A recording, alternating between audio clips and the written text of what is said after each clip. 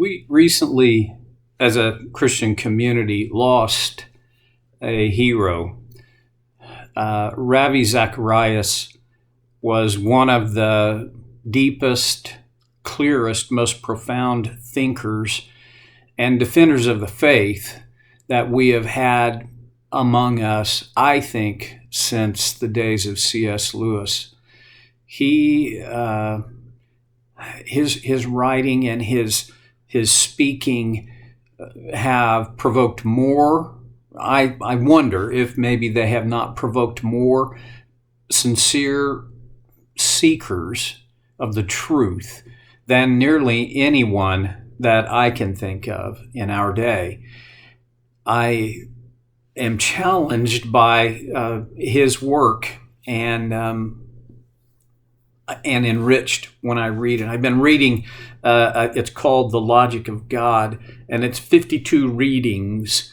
His suggestion is that you read one a week and mull it for a week. And of course, this will take you through an entire year. In one of these readings, he talks about the concept of sacrilege. Basically, the meaning of sacrilege is taking something that belongs to God and using it for something other than its God-intended purpose. Can reach into lots of different areas. You'll remember one of the graphic examples of this comes from the book of Daniel, when Belshazzar took the sacred cups from the temple and used it for the party that he gave for he and his invited guests to get drunk. This was a horrible sacrilege. There are other examples of it, but one of the things that he says connects very deeply with what we've been talking about here in 1 Peter chapter 2, where Peter writes. We're going back to what we talked about before, and I'm not going to replow very much ground, but you have to go back to verse 4. As you come to him, the living stone, rejected by humans, but chosen by God and precious to him, you also, like living stones, are being built into a spiritual house to be a holy priesthood, offering sacrifices acceptable to God through Jesus Christ. When someone took an unacceptable sacrifice to God in the Old Testament, it was sacrilege. The prophet Malachi writes about this, about how the Israelites brought lame and stricken, imperfect lamb and sheep to the altar as their sacrifices, and these were unacceptable to God. I mean, he even says, try giving those kinds of animals to your governor and see where that gets you. All of this relates to what Peter wrote about us being prophets built into a sacred house, priests making sacrifices that are pleasing to God. Our lives, in the best sense, in its most ideal way, our lives ought to be a sacrifice to God. We ought to be presenting ourselves, Paul says, as living sacrifices, holy and acceptable to God. Well, that's a difficult task because it's hard to give your whole self. It's hard to give all of you. I don't want to make it more than it should be, but when I give less than all of myself, I wonder if that isn't just a little bit of sacrilege that creeps in. You see, God created me so that I could give myself to him. And when I don't do that, when I hold back, when I withhold from him portions of myself, because it seems like if I give it to him, I won't have it myself, and I don't want to. I don't know that everybody has that conflict. Certainly, if you don't know God and haven't said yes to Jesus, you're not going to have that conflict. Basically, your conflict is, I'm living for myself, and that eliminates a lot of this dissonance, but it sets me on a pathway of selfishness. And I rarely get what I thought I was going to get, what I intended to get, when I follow this pathway of simply pleasing myself. Many Christians struggle with the fact that it feels like sometimes I can't make my life a pleasing sacrifice to God, because I just seem to never give it all up to Him. I want to talk about that. And what I want to talk about is going to be kind of personal, so you might need to fasten your seatbelt. Although there are people who have gotten to a so much better place with this in their life than I have.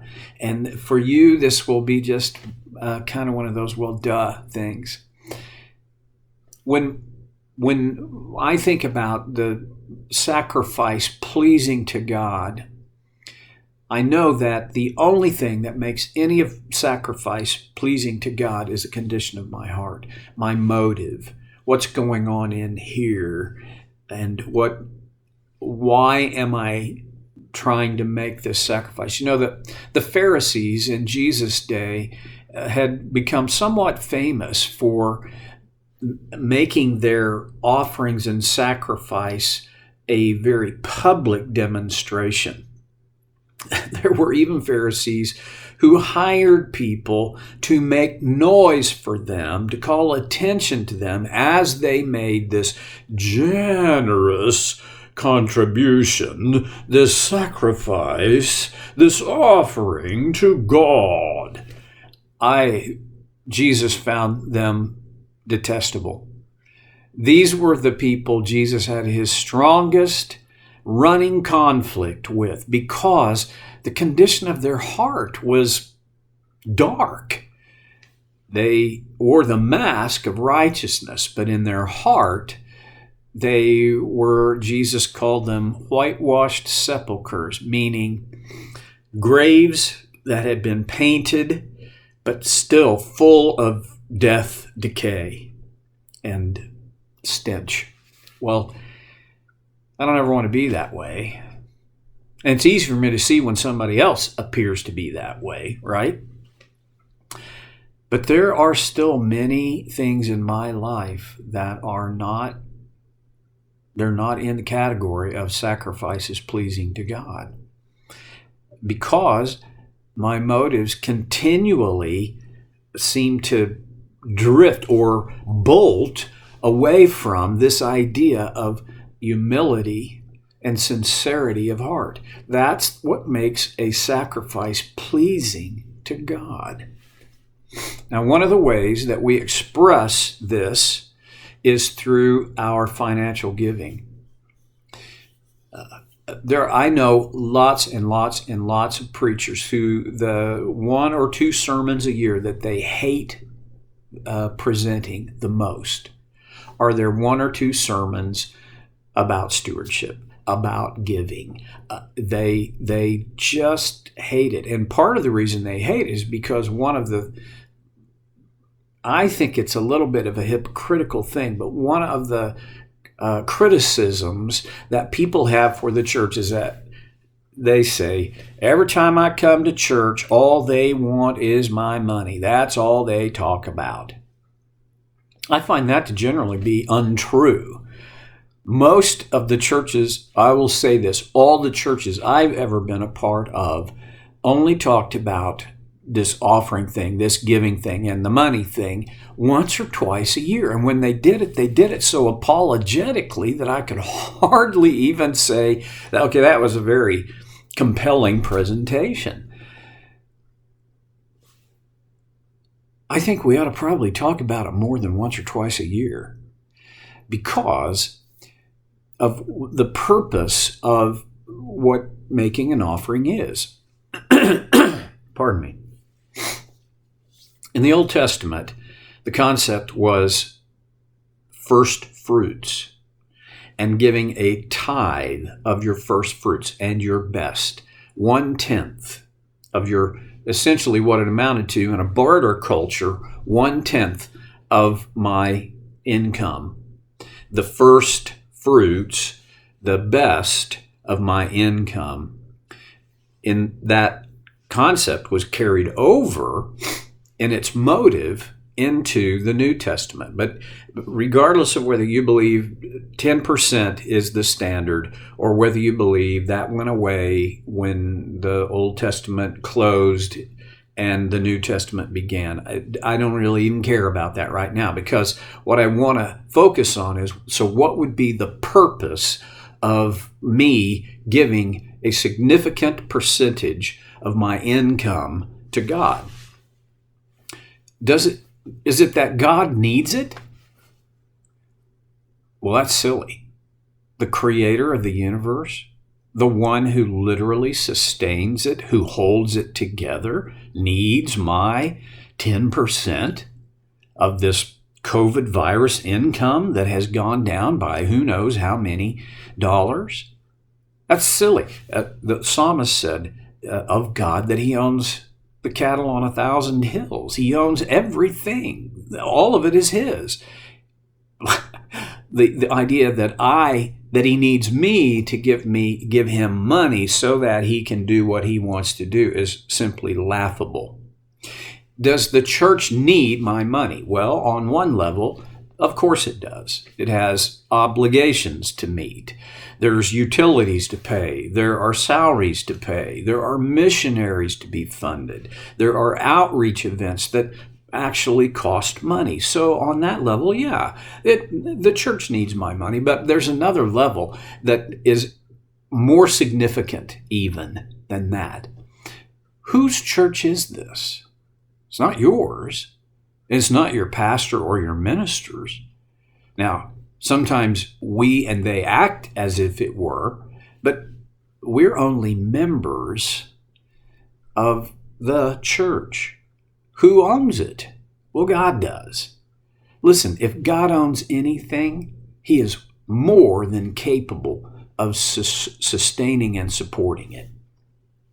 So even though, yeah, there are obligations, financial obligations and commitments that the church has to meet, it's God's church, and he can provide in ways that are way beyond you and me. So what's the reason? What's the purpose of this? In the Old Testament, it was a command. In the New Testament, it's maybe a little less of a command, but still the strongest of urgings that we would give a significant portion of our income to support the church and our brothers in the biggest sense of the church. Brothers and sisters, our family. In 1 Corinthians, Paul talks about a church that gave beyond their ability to give. And what he means by that is they gave irrationally. Their generosity was irrational. They gave more than would have been reasonably legitimate. That's how I want to be. And why? Because giving is a graphic reminder to me that all I have is not mine to own. It is only mine to steward. I am not the owner. I'm not the owner of this house in two ways. I don't own it. I have a landlord. I only rent it. And even if I did hold the mortgage, I don't own it. It really belongs to God. I am only a steward.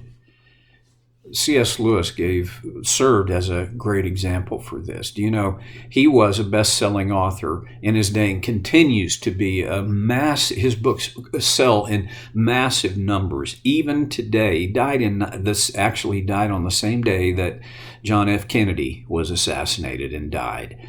And so that's 50 years, more than 50 years now, his books have continued to generate a lot of income. When he was living, he never benefited personally from any of the royalties on his books. He gave it away to people he saw and felt had needs. And he said, unless my giving pinches me, unless it hurts a little to give at that level, I'm not giving at a high enough level. Unless my giving inconveniences me a little, I'm not giving enough. Here's what he meant by that. Because my giving is a reminder to me of the fact that these things, whatever the thing is, these things are not mine to own. They're only mine to steward. And a second aspect of the reminder of giving is whoever signs the check for my pay, however it comes to me, that's not who provides my income. My income is provided by God through others. I'm going over time, but I think it's worth it, so I'm going to continue just briefly here. Debbie and I serve on a nonprofit ministry, Open Door Libraries. We travel, I've told you before, when COVID is not prohibiting it, we travel 2 or 3 times to the 3 libraries overseas to give care to the library staff. To fund this, many different individuals have contributed a monthly support to us, and we receive monthly income from that. It is very humbling to me every time that income hits my bank account as a reminder that I didn't earn any of this. This amount of money that is designated for our making it possible for us to do this ministry is not about me earning something. It's about the generosity of other people and God's provision. That to me is a graphic example. I today am deriving income from a small counseling practice. Even that, although I showed up and I participated in sessions, I didn't earn that strictly. Whatever income I receive is still the provision of God. And if we lose track of that, we lose the value of knowing that we have a perfect Heavenly Father who wants to and does take care of us. His generosity toward us is because He loves us. We don't earn His love and we don't earn His provision. There's tons about this that deserve a lot more unpacking, but I am way over time already. And so I want to call us back to where I started this whole thing, with sacrifices that are pleasing to God. If, in David's words, King David, I will not offer to God a sacrifice that costs me nothing. When we make pleasing sacrifices that are pleasing to God, they will cost us. Ultimately, it will cost you your life. Jesus said, if a man would come after me, let him take up his cross daily and follow me. Dietrich Bonhoeffer paraphrased that when he said, when Jesus calls a man, he bids him come and die. These are hard words. And making sacrifices that are pleasing to God, that's a hard concept. So here's the challenge. I'm going to go 5 minutes over. Bad guy. I hate this. I apologize. But I'm going to do it anyway. The challenge is, what What does your sacrifice cost you? You see, you're not earning God's love by making it cost more. All you're doing is if your sacrifice costs you nothing, it can't do for you what a sacrifice that costs you much could do for you. Don't start with sacrifices that cost you much. Start with sacrifices that cost you more than they do now. How do you do that? Maybe you need to up by 1% what you are giving financially. Maybe you need to look at your time and think about, how do I give at least 1% more time to God's work? How do I give 1% more of my talents? You see how it goes? What you give to God, how can you give more to Him? And ultimately, the bottom line is, how do you give more of you? Start with a prayer that simply asks God to show you how, first of all, how much am I currently giving of myself to you? How then could I give more of myself to you, God, because I want to make a sacrifice that is pleasing to you?